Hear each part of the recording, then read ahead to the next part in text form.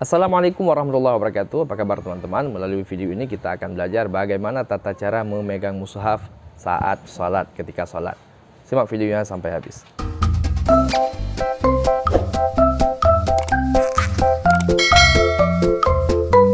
Sebelum kita belajar bagaimana tata cara memegang mushaf dalam sholat itu, perlu saya kasih tahu dulu bahwa yang wajib dalam sholat itu hanya membaca surat Al-Fatihah. Jika kita sudah bisa membaca surat Al-Fatihah, saya rasa tidak perlu lagi kita memegang Al-Quran. Tetapi kalau memang kita belum bisa baca Al-Fatihah, harus melihat mushaf. Barangkali kita mu'allaf atau barangkali kita baru belajar cara sholat, maka wajib malah pegang mushaf untuk bisa baca surah Al-Fatihah. Akan tetapi kalau kita mau baca ayat, saran saya lebih baik baca saja apa yang kita bisa tanpa memegang mushaf. Misalnya kita bisa Al-Ikhlas, maka baca Al-Ikhlas.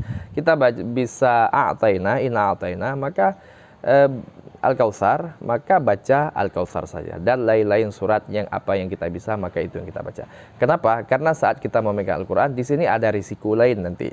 Kalau kita tidak memperhatikan risiko-risiko ini, yang terjadi adalah batal sholat. Apa risiko itu? Adalah gerak dalam sholat. Tentu saja kalau kita memegang mushaf dalam sholat, yang pertama sekali kita harus punya kantung baju di sini.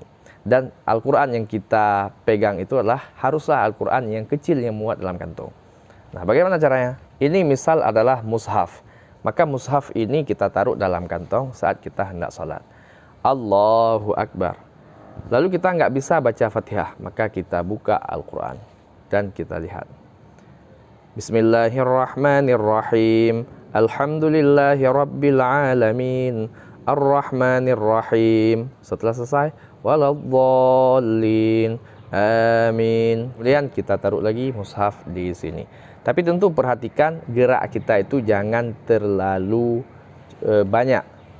Karena kalau banyak sekali gerak itu batal salat. Karena dalam undang-undang salat itu adalah tidak boleh gerak berturut-turut 3 kali. Tapi kalau tidak berturut-turut boleh. Kemudian setelah itu mau lanjut baca ayat apa yang bisa, Yasin itu juga bisa. Kalau nggak baca ayat juga bisa. Kemudian ruku dan sebagainya. Dan di rakaat selanjutnya dilanjut seperti itu.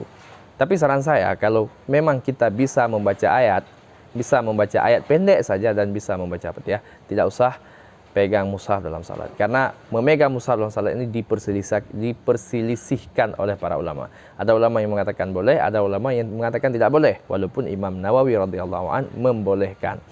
Apalagi dalam baca Fatihah. Kalau baca Fatihah belum bisa, bagi Imam Nawawi wajib memegang mushaf untuk bisa baca Fatihah. Oke, tapi kalau kita untuk mengejar bacaan panjang agar bisa baca Al-Baqarah, maka saran saya lebih baik baca yang pendek saja. Hal itu berisiko terjadi gerak berlebihan dan dapat membatalkan salat. Oke teman-teman, semoga bermanfaat. Jika teman-teman menyukai video ini, jangan lupa subscribe, komen, like, and share. Wassalamualaikum warahmatullahi wabarakatuh.